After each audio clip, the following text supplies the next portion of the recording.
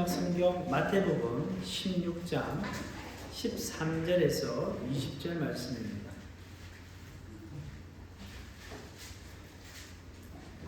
마태복음 16장 13절에서 20절 말씀 한 절씩 교독하겠습니다. 예수께서 빌립보 가이사랴 지방에 이르러 제자들에게 물어 이르시되 사람들이 인자를 누구라 하느냐? 헤로데는 세례요한, 더러는 엘리야, 어떤 이는 예레미야나 선지자 중에 하나라 하나이다. 이르시되 너희는 나를 누구라 하느냐? 시몬 베드로가 대답하여 이르되 주는 그리스도요 살아계신 하나님의 아들이시니이다. 예수께서 대답하여 이르시되 바요나 시몬아 네가 복이 있도다. 이를 내게 알게 한 이는 혈육이 아니요 하늘에 계신 내 아버지시니라. 또 내가 내게 이르노니 너는 베드로라. 내가 이 반석 위에 네 교회를 세우리라. 전부의 권세가 이기지 못하리라.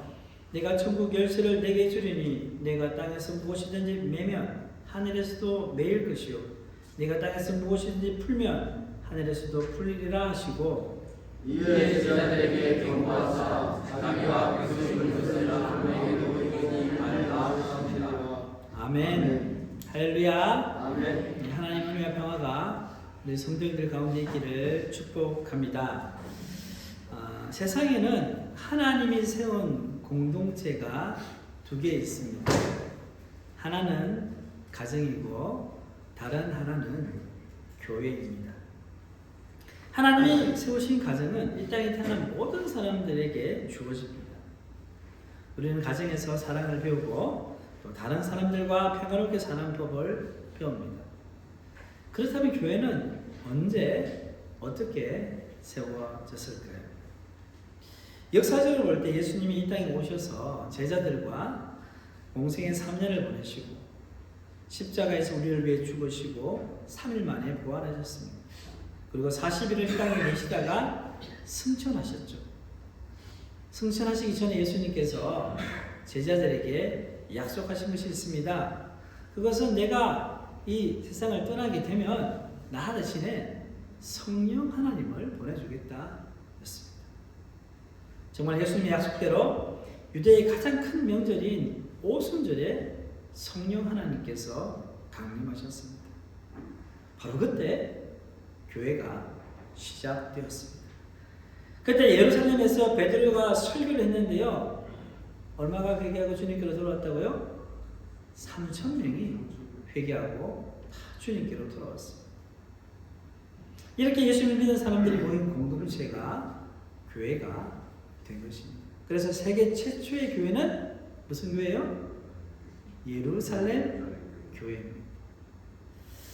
그런데 예수님께서 교회에 관해 처음 말씀하신 것은 교회가 시작되기 이전에 오늘 본문에 나오는 사건에서입니다. 예수님께서는 여기에서 교회의 본질에 대해서 말씀하고 있습니다. 자, 본문 13절 말씀 함께 읽겠습니다. 예수께서 빌립보 가이사랴 지방에 이르러 제자들에게 물어 이르시되 사람들이 인자를 누구라 하느냐? 여기 보면 가이사랴 빌립보라는 지명이 나오는데요. 이스라엘의 갈릴리 호수에서 북쪽으로 40km 떨어진 도시입니다. 그러니까 지금의 이제 레바논이나 시리아 그쪽의 지역이라 할 수 있죠. 이곳에서 제자들에게 하신 말씀이 있는데요. 이것은 제자들을 테스트하는, 시험하는 아주 중요한 질문이었습니다. 3년 가까이 생활을 같이 하면서 훈련을 시켰는데 제자들이 예수님을 제대로 이해하고 있는지 궁금했던 것입니다. 그래서 질문을 던집니다. 뭐라고 말씀하십니까? 사람들이 나를 누구라 하느냐? 제자들이 사람들에게 들은 말을 전합니다. 본문 14절에 오시면 들어는 세례요한, 들어는 엘리야, 어떤 이는 예레미야나 선지자 중에 하나가 있다. 근데 그 당시 이스라엘 백성들에게 대단한 사람들이 누구냐면 선지자들이었어요. 그리고 나서 예수님께서 그 말을 들으시고 아무 말씀 안 하시다가 또 질문을 합니다. 본문 15절에 같이 읽겠습니다. 너희는 나를 누구라 하느냐? 사람들이 나를 누구냐 하느냐 묻고 나서는 선지자들입니다. 이렇게 이런 이야기하죠. 그리고 지금 다시 제자들에게 너희는 나를 누구라 하느냐 묻는 거예요.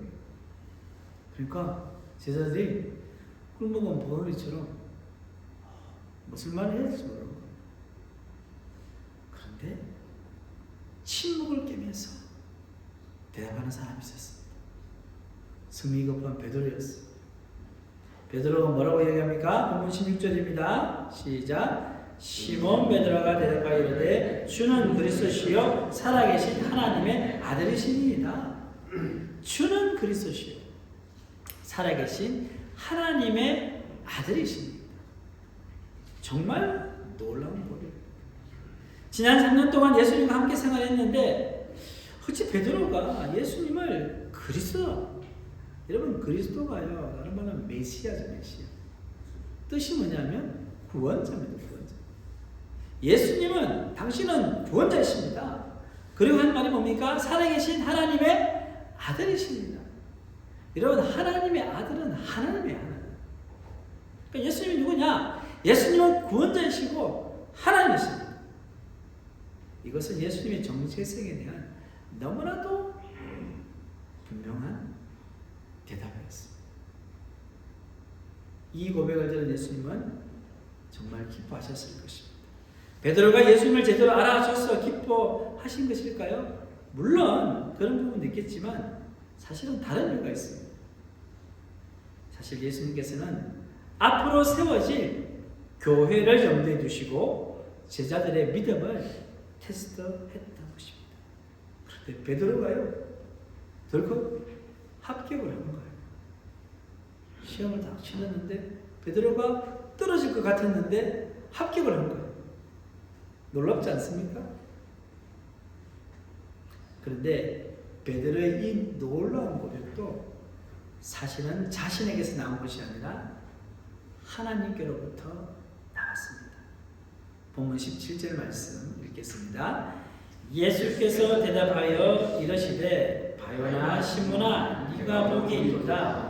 이를 내게 알게 한 이는 혈육이 아니요 하늘에 계신 내 아버지이시니라. 아멘. 이를 내게 알게 한 이가 누구라고 합니까? 하나님 아버지시다. 하나님께서 주는 그리스도시요 살아계신 하나님의 아들이심을 알게 하십니다. 바로 이 베드로의 신앙 고백이 교회의 기초가 되었습니다. 성도 여러분, 교회의 회원이 되기 위해서는요, 주는 그리스도시요 살아계신 하나님의 아들이시라는 고백이 있어야 합니다. 흔히 우리는 세례를 받기 전에 세례 교육과 응답을 하는데요, 이때 우리는 이 신앙 고백을 배웁니다. 그리고 진심으로 고백하는 시간을 가집니다. 무슨 말입니까? 예수님이 그리스도가 되신다는 것은 그가 우리의 구원자가 되심을 의미합니다. 그리고 예수님이 살아계신 하나님의 아들이 되신다는 것은 그가 진짜 하나님이 되셔서 우리를 다스리고 통치하시는 왕이시라는 말씀입니다. 우리 예수님 믿는다는 것은 뭡니까? 예수님이 나의 구원자이시고 예수님이 나를 다스리시는 왕이 되신다. 이것을 믿고 사는 사람들이 진짜 성도이며 예수 그리스도의 몸된 지체인 교회가 되는 것입니다. 오늘 본문은 바로 이 교회에 대해서 예수님께서 세 가지를 말씀하십니다. 첫째는요, 교회의 소유권에 관해 말씀하십니다. 교회는 누구의 교회입니까? 바로 예수 그리스도의 교회입니다. 예수님은 교회의 머리이시고 우리는 그의 몸된 지체입니다. 자, 본문 18절 말씀을 읽겠습니다. 또 내가 네게 이르노니 나는 베드로라. 내가 이 반석 위에 내 교회를 세우리니 음부의 권세가 이기지 못하리라. 아멘. 이 말씀을 이제 헬라어로 보면요, 이게 베드로 말이 있죠. 이 이름이 있는데 이 뜻이 원래는 바위라는 뜻이에요. 바위, 베드로. 예. 헬라어로는요 페트로스. 그래서 페트로스를 한국어로 이렇게 음역을 하니까는 페트로스 하기 그러니까는 베드로 이렇게 부르는 거예요. 베드로는 헬라 말로 페트로스죠. 바위라는 뜻입니다. 그리고 오늘 보면 말씀 보시면 반석이라는 단어가 나오죠. 이 반석은요 헬라어로 뭐냐면 페트라예요. 페트라. 그러니까 여러분 반석이나 바위는 비슷한 말이잖아요. 그래서 이 구절은 이렇습니다. 너는 베드로라 내가 이 반석 위에 할 때 너는 반석이다. 이 반석 위에 내 교회를 세우겠다 라는 말씀입니다. 하나님께 예수님께서 교회를 뭐라고 이야기합니까?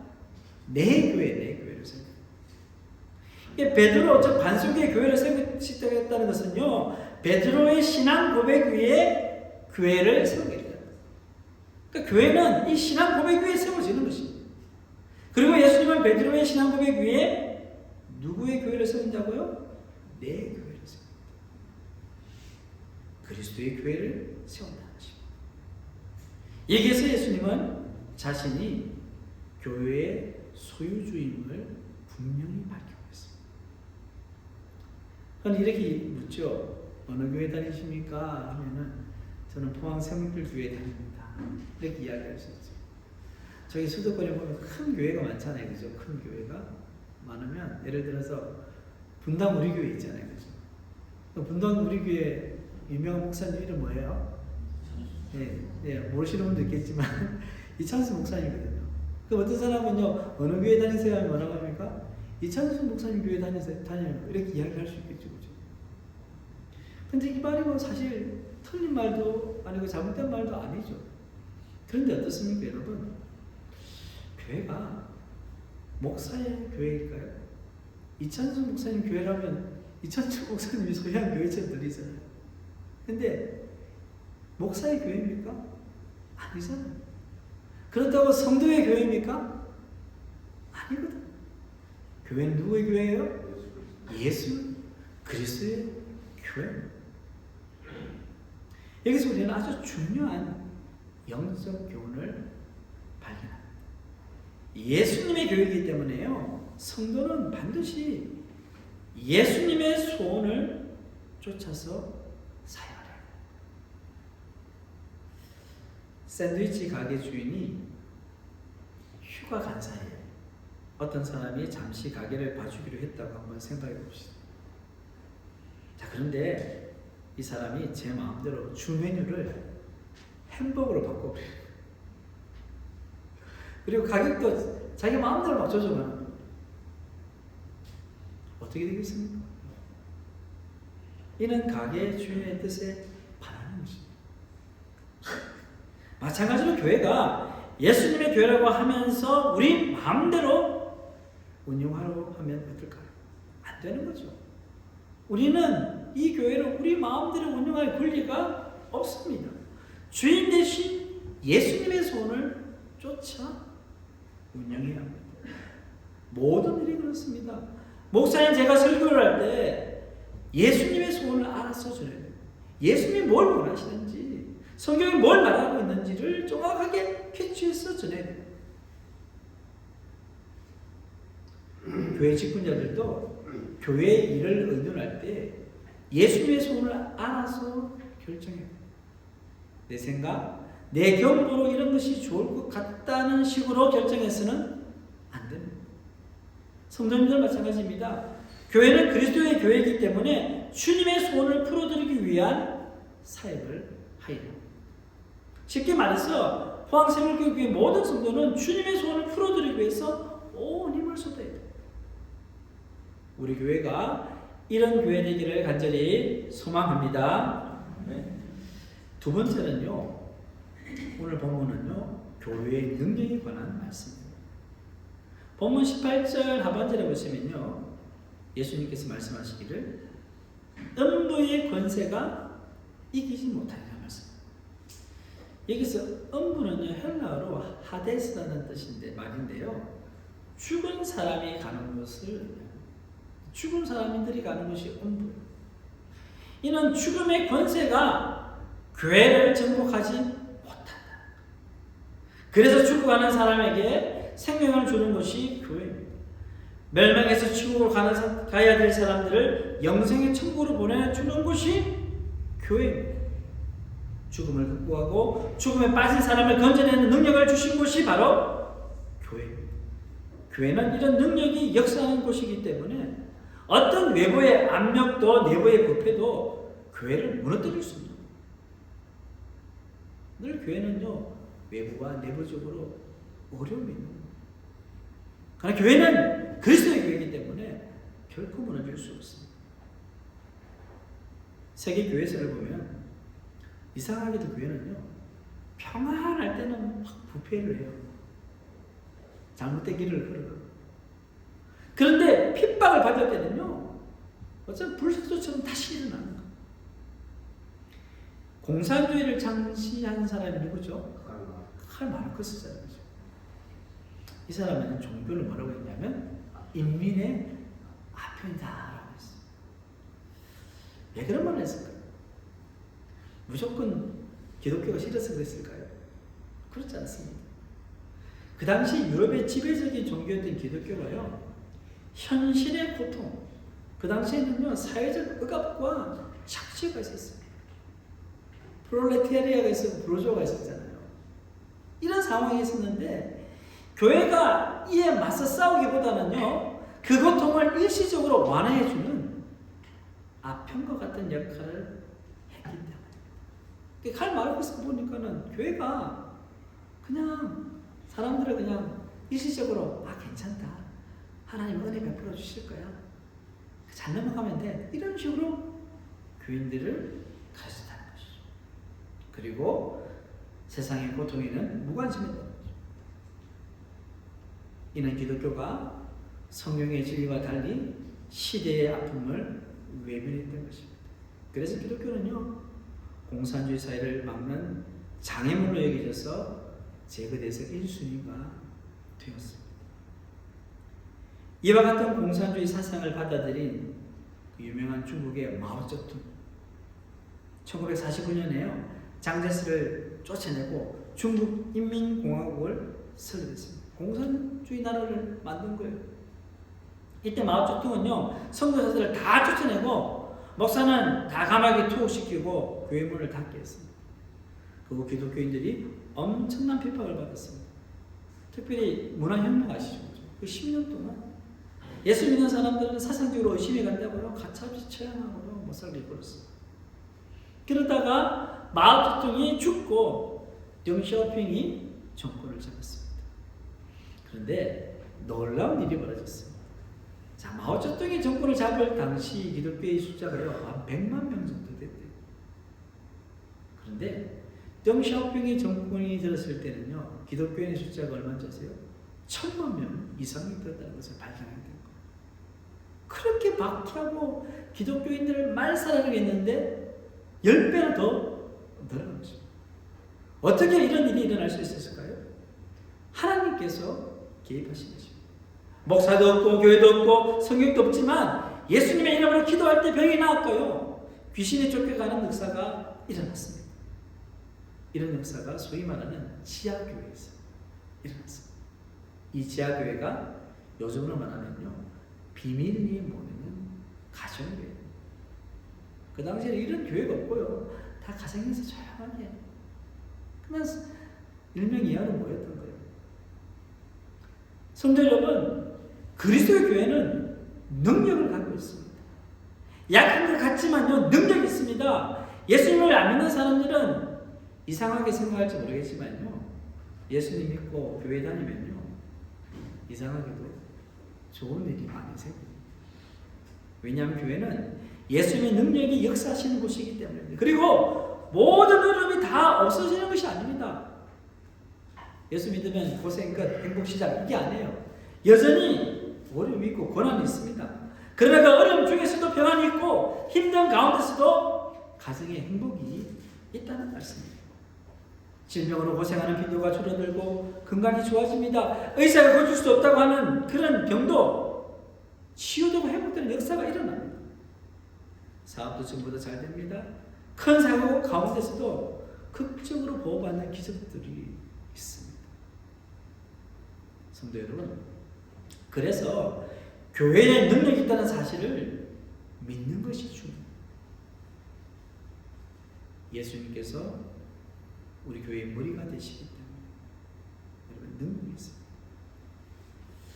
그런데 교회에서 이런 능력이 안 나타나면 뭐가 문제일까요? 능력이 나타나는 능력이 안 나타나. 우리는 기도해야 합니다. 왜냐하면 교회는 사람들이 모인 일반적인 단체가 아니라 예수님이 주인되어서 초자연적인 능력을 베푸시는 공동체이기 때문에. 그래서 여러분, 교회에서 할 수 없다 이런 말은 하지 마요. 왜 그렇습니까? 교회 일은 내가 하는 것이 아니라, 우리가 하는 것이 아니라 하나님께서 하시기 때문에. 이 능력이 우리 교회에 나타나지 않는다는 것은 뭘 이야기합니까? 우리가 믿음으로 기도하지 않고 믿지 않기 때문에 그렇습니다. 그러면 우리는 예수의 능력이 우리 교회에 나타나도록 기도해야 합니다.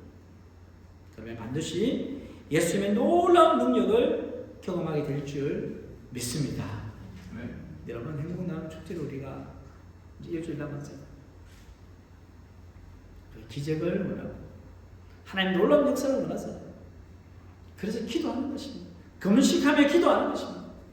교회당 리빌링을 위해서, 가정교회 전환을 위해서, 우리가 많은 하나님께서 기뻐하시는 일을 하기 위해서 우리는 기도하는 것입니다.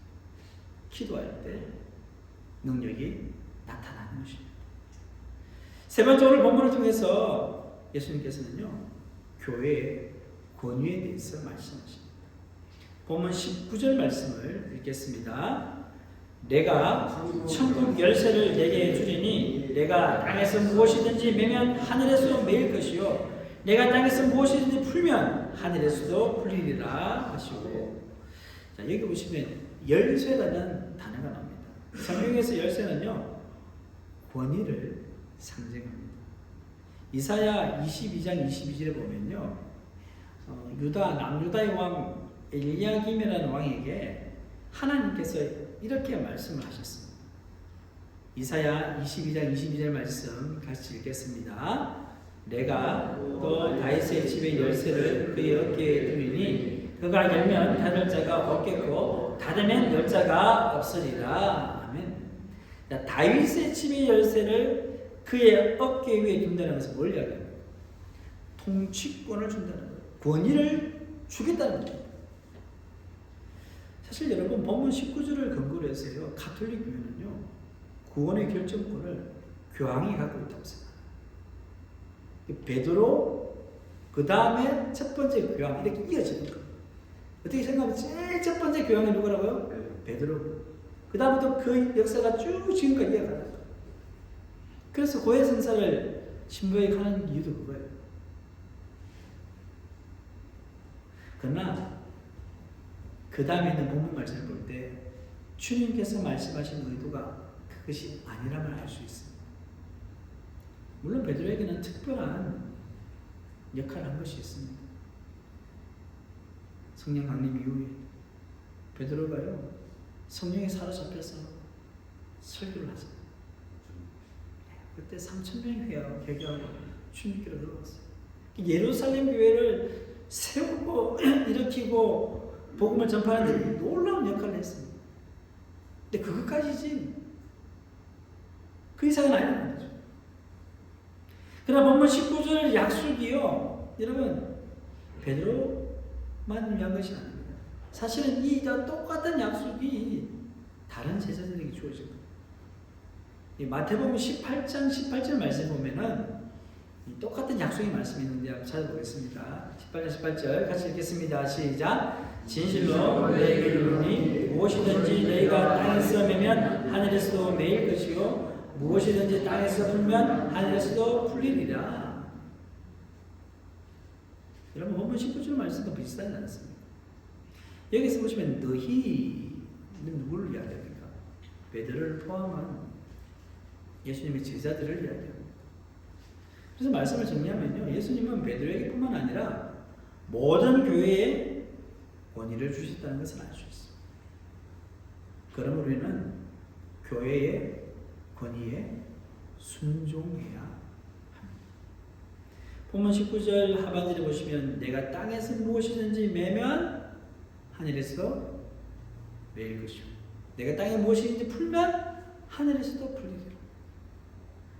굉장한 말씀 아닙니까? 이 말은 교회가 땅에서 매면 하늘에서도 매이고 교회가 땅에서 풀면 하늘에서도 풀리게 됩니다.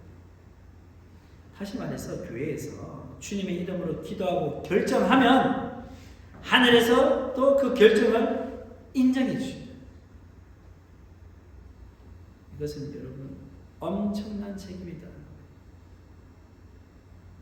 그래서 교회 지도자들은 하나님의 음성에 귀를 기울여요. 내 마음대로 뭐 기도하고 결정해 놓거나 하나님의 뜻이다 이게 아니고요. 이 말은요, 하나님께 깊이 기도 가운데 있으면서 하나님의 뜻을 알고 결정해요. 그러면 하늘도 그것에 인정해 준다는 거죠. 그래서 성도 여러분, 교회 영적 리더인 담임 목사인 저를 위해 날마다 중보 기도해 주십시오. 또한 교회를 섬기는 장로님들과 교회 영적 리더들을 위해서 중보 기도해 주셔야 돼요. 그래야 하나님이 세우신 영적 리더들이 하나님의 뜻을 옳게 분별하고 그 뜻에 순종함으로 교회를 섬길 수 있는 것입니다. 그래서 교회에 무슨 문제가 생긴다고 해서 뭘 이야기할까요? 기도가 부족하다는 거예요. 여러분, 일반 성도님들이 뭐 이렇게 서로 다투고 뭐 이렇게 문제 일으켜서 교회가 흔들립니까? 안 흔들려요. 누구 때문에 문제예요? 다 교회 리더들이에요. 목사님, 장로님 이런 분들이 막 서로 의견이 안 맞고 막 부딪히기 시작하면 교회가 흔들리는 거예요. 왜 그렇습니까? 하나님께서 교회에 권위를 주셨기 때문에 그렇습니다. 하나님께서는 또한 그리스도의 몸인 교회를 이루고 있는 여러분 성도님들을 통해서 말씀하십니다. 그래서 중요한 결정을 내릴 때는요, 성도님들의 의견을 경청하는 게 중요해요. 그러면 담임 목사를 선빙할 때도 마찬가지잖아요. 장로님들끼리 결정하는 것이 아니라 성도님들과 함께 대해놓고 기도하고 함께 결정하지 않습니다. 또한 교회를 일꾼을 세우는 향조직 성문도 성도들의 참여가 필요합니다. 교회의 중요한 결정에 참여하기 위해서는요, 성도님들도 하나님의 음성에 귀를 기울여야 돼요. 교회에 관심을 가져야 돼요. 제가 예전에 있었던 교회는 큰 교회인데요, 함정직 선거를 하잖아요. 그러면 교인들이 잘 알까요, 모를까요? 잘 모르죠. 그럼 어떻게 합니까? 물어봐요. 관사님, 지사님, 누구 찍어야 돼요? 네. 제가 말씀드리고 싶은 것은 일반 성도님들도요, 교회에 관심을 가지고 기도해요. 선거가 있거나 교회 중년들이 있으면 기도하고 물어보기도 하고, 교회가 어떻게 돌아가고 있죠? 제가 기도해야 될 게 뭐죠? 그렇게 하는 거예요. 그래야 이 교회라는 것은 여러분, 영적 리더뿐만 아니라 모든 교인들이 함께 가는 거죠. 모두가 그런 권위를 물려받았다는 것이죠. 그래서 정상적인 교회라면요, 교회의 결정이 하나님의 뜻이라는 확신이 있어요. 우리가 교회 본당 리모델링을 우리가 결정을 시작하잖아요. 그럼 누구의 뜻이에요? 하나님의 뜻이라는 확신을 가지고 나가는 거예요. 근데 만약에 이걸 결정해놓고는 이 하나님 뜻인가 아닌가 의심이 나면요, 일이 진행이 안 됩니다. 그래서 우리 교회에서 일은요, 항상 계획을 세우고요, 서로 논의하고 기도하고 결정하면 이건 하나님의 뜻이다 하고 앞으로 나가는 것입니다.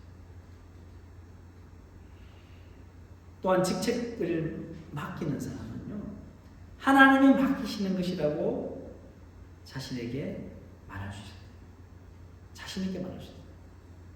또한 직책을 받는 사람은요, 하나님이 맡기셨다는 확신이 있어야 돼요. 직분을 여러분 받거나 또 교회에서 사역을 맡을 때요, 목사님이 시켜서 장로님이 하라고 하니까 그게 아니고요. 목사님을 통해서 장로님을 통해서 교회에서 세우게 되면 하나님이 세워주셨구나. 세웠다면 하나님이 세우신 분이구나 라고 확신을 합니다. 왜냐하면 하나님께서 교회에 그런 권위를 주셨기 때문에. 그렇지 않으면 모든 것이 인간적으로 흘러가게 됩니다.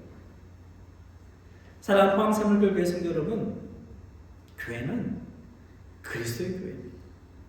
그리스도께서 교회에 능력을 주셨습니다. 그리고 권위를 주셨습니다. 그래서 교회의 일원이 된다는 것은 엄청난 특권입니다.